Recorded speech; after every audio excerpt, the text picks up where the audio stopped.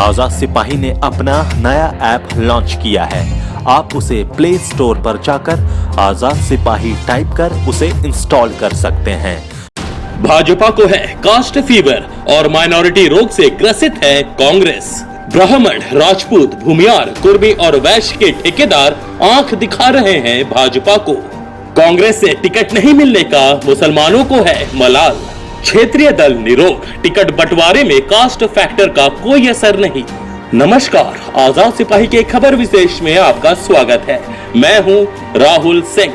आज हम बात कर रहे हैं कि उम्मीदवारों के चयन में कैसे हावी है जातीय समीकरण। झारखंड में भाजपा और कांग्रेस को लोकसभा चुनाव में जातिगत समीकरण बिठाना कठिन चुनौती साबित हो रहा है।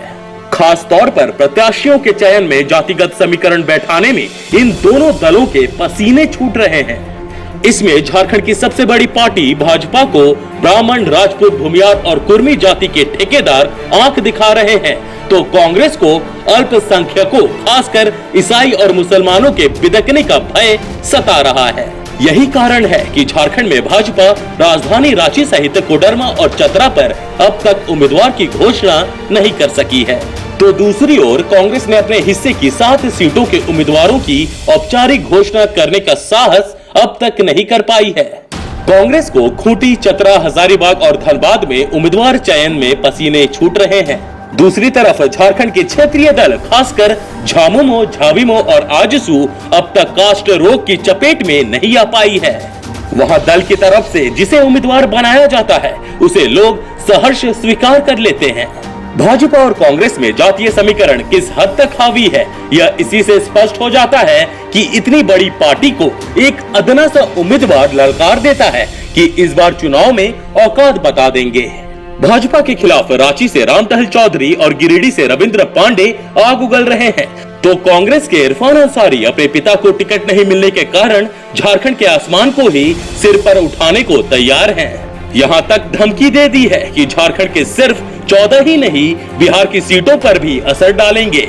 मानो उन्होंने अपनी पूरी बिरादरी का ठेका ले रखा है। इस रोग की पड़ताल कर रहे हैं हमारे राज्य समन्वय संपादक दीपेश कुमार। भाजपा और उसके बाद कांग्रेस को 15 दिन लग गए कुछ सीटों पर प्रत्याशी चुनने में। अभी भी सर्वमान्य हल नहीं निकल पाया है।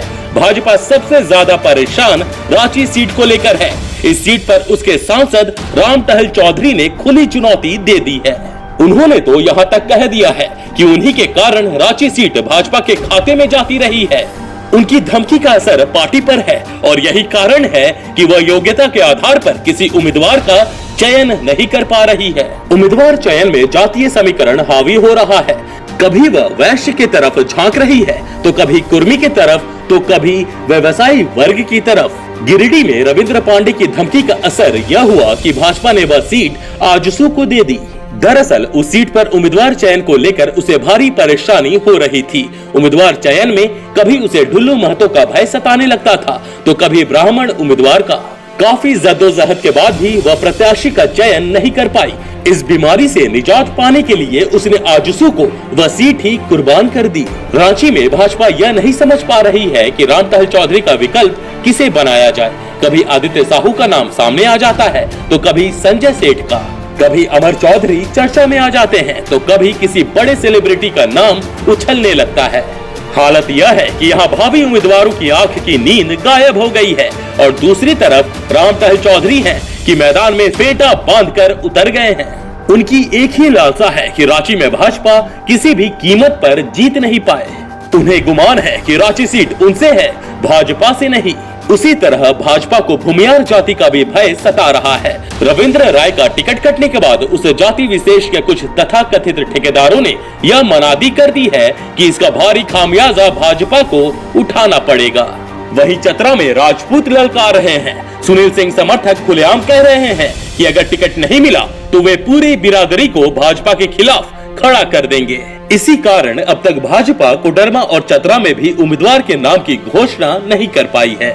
यह सही है कि रांची, जमशेदपुर, गिरिडीह सीट पर महतो वोट निर्णायक साबित होते रहे हैं, लेकिन इसका मतलब यह कतई नहीं है कि वहां अगर महतो उम्मीदवार नहीं दिया गया तो हार हो जाएगी।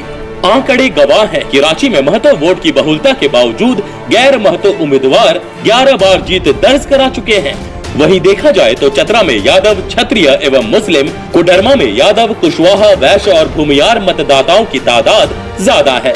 इस लोकसभा क्षेत्र में मुस्लिम मतदाता की संख्या भी अच्छी खासी है। पलामू में एससी के साथ पिछड़े वर्ग के मतदाताओं और ब्राह्मण वोट का विशेष महत्व है। वहीं खूंटी वैसे तो अनुसूचित जाति के लिए आरक्षित सीट है, पर देखा जाए तो वहां वैश्य समुदाय भी जीत में महत्वपूर्ण भूमिका निभाता रहा है। इसके साथ ही लोहरदगा और कोडरमा में भी वैश्य की जनसंख्या अच्छी खासी है।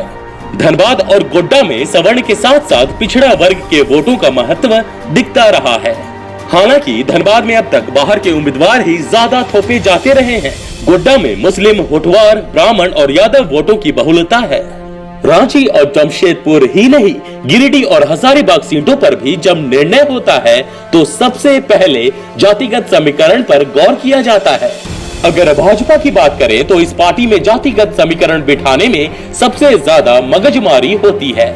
भाजपा द्वारा गिरिडीह सीट आजसू को देने और वहां से चंद्र प्रकाश चौधरी के आजसू प्रत्याशी बनने के बाद गिरिडीह से रविंद्र पांडे का टिकट कटने से भी यह चुनौती और बढ़ गई है। इसके अलावा चतरा सीट पर प्रत्याशी बदलने की भी चर्चा है। इस सीट पर राजपूत सांसद है, ऐसे में समीकरण बैठाना मुश्किल हो रहा है। झारखंड में फिलहाल भाजपा के 12 सांसद हैं। इनमें रांची और जमशेदपुर में महतो सांसद हैं। यह चुनौती इसलिए भी बढ़ जाती है क्योंकि झारखंड की कुल 14 सीटों में दुमका, राजमहल, लोहरदगा, खूंटी और सिंहभूम अनुसूचित जनजाति और पलामू अनुसूचित जाति के लिए आरक्षित है। इसका मतलब है कि बाकी 8 सीटों पर बाकी सभी जातियों को प्रतिनिधित्व देना राजनीतिक दलों की विवशता है। रांची, जमशेदपुर और गिरिडीह में महतो प्रत्याशी होने के बाद बाकी के लिए 5 सीटें बचेंगी। इसी समस्या से भाजपा और कांग्रेस को भी जूझना पड़ रहा है। झामुमो और झाविमो को इस जातीय समीकरण से ज्यादा परेशानी नहीं है, क्योंकि झामुमो में शिबू सोरेन ही एक तरह से सिंबल है। वहाँ जातीय समीकरण पर ज्यादा गौर नहीं किया जाता। पार्टी को जिसे टिकट देना होता है सामने वाले की चुनौती को आधार बनाकर दे दिया जाता है। हालांकि भाजपा द्वारा जमशेदपुर में विद्युत वर्ण महतो को टिकट दिए जाने से झामुमो पर महतो उम्मीदवार को ही प्रत्याशी बनाए जाने का दबाव बढ़ गया है। ऐसे में ज्यादा उम्मीद है कि झामुमो आस्तिक महतो को ही उम्मीदवार घोषित करे। अब यह जरूरी नहीं है कि एक महतो उम्मीदवार देने के बाद गिरिडीह से पार्टी दूसरी जाति का उम्मीदवार तलाशे। झामुमो को 4 सीटें ही मिली है। संथाल परगना की सीटों पर उसे कोई फर्क नहीं पड़ेगा। दुमका से शिबू सोरेन और राजमहल से विजय हांसदा का लड़ना तय है। गिरिडीह सीट पर महतो प्रत्याशी के बीच ही मुकाबला होने की संभावना है। झामुमो को देखना होगा कि वह 4 सीटों में बंटवारा किस आधार पर करता है। 2 सीट तो आरक्षित है, लेकिन बाकी 2 में भी उसे जातिगत समीकरण को लेकर ज्यादा चिंता नहीं है, क्योंकि गिरिडीह सीट पर जगन्नाथ महतो का खड़ा होना लगभग तय है। ऐसे झामुमो 2 महतो उम्मीदवारों को उतार सकता है। झारखंड में आधी सीटों पर अब तक महतो वोटों का बोलबाला देखने को मिलता रहा है।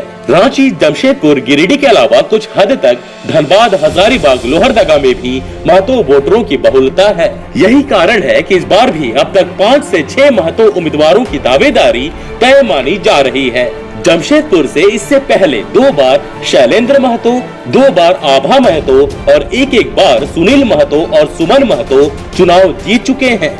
रांची में 16 चुनाव में 11 बार गैर महतो विजयी।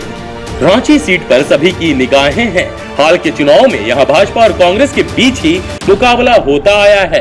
अभी भले ही प्रत्याशियों के चयन में महतो और गैर महतो की बात उठती है, लेकिन एक समय था जब रांची सीट पर मुस्लिम और पारसी प्रत्याशी की जीत होती थी।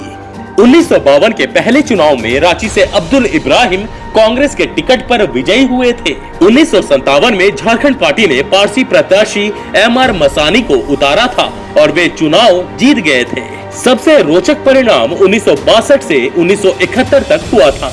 रांची में बंगालियों की आबादी अच्छी खासी रही है। अब रांची सीट पर मुख्य दल बंगालियों को भले ही टिकट ना दे, लेकिन इसी रांची सीट पर एक बंगाली नेता प्रशांत कुमार घोष लगातार 3 बार विजयी रहे थे। पहली बार स्वतंत्र प्रत्याशी के तौर पर और दूसरी तीसरी बार कांग्रेस के प्रत्याशी के तौर पर। रांची सीट पर हुए 16 चुनावों में 5 बार भाजपा के रामटहल चौधरी और 11 बार गैर महतो विजयी रहे थे। गैर महतो में 3 बार बंगाली, 2 बार साहू और 3 बार कायस्थ प्रत्याशियों ने जीत दर्ज की। सुबोध कांत सहाय ने पहली बार जनता दल और बाद में दोनों चुनाव कांग्रेस के टिकट पर जीता।